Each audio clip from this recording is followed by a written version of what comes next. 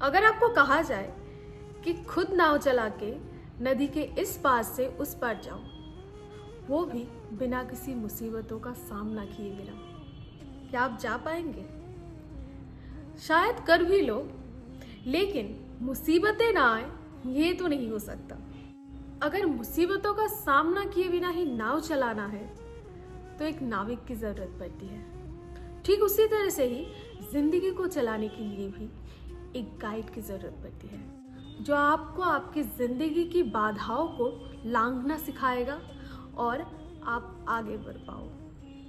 Hey everyone, स्वागत है आपको आप ही के चैनल पे चलो आगे बढ़े। जिंदगी में बिना गाइड के चलना बिना नाविक के नाव चलाने जैसा होता है। हमारी जिंदगी में ऐसा कुछ टाइम आता है जिस टाइम पे, जिस पलों में हमें गाइड की बहुत ज़रूरत पड़ती है।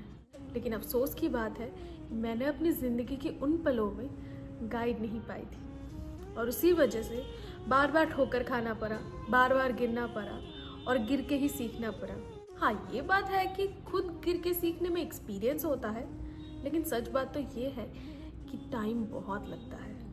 अगर एक गाइड रहता है तो आप जब भी अपनी ज़िंदगी में फंस जाओ, उस फंसे हुए टाइम को किस तरह से यूटिलाइज करके किस तरह से आगे बढ़ना चाहिए, यह आपको सिखाता है।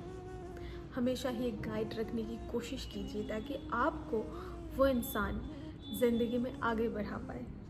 कभी कभी होता है कि हम समझ नहीं पाते हैं हम क्या करें। अब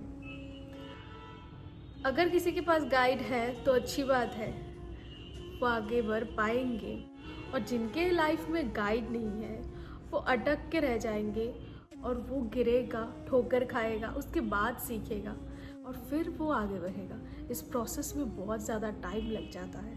इसलिए हमेशा ही अपनी ज़िंदगी में एक गाइड रखने की कोशिश कीजिए ताकि आप भटको ना और समय में ही अपने लक्ष्य को हासिल कर पाओ। आज के लिए बस इतना ही। मिलते हैं नेक्स्ट एक एपिसोड पे। तब तक के लिए stay happy, stay healthy, bye bye and thank you.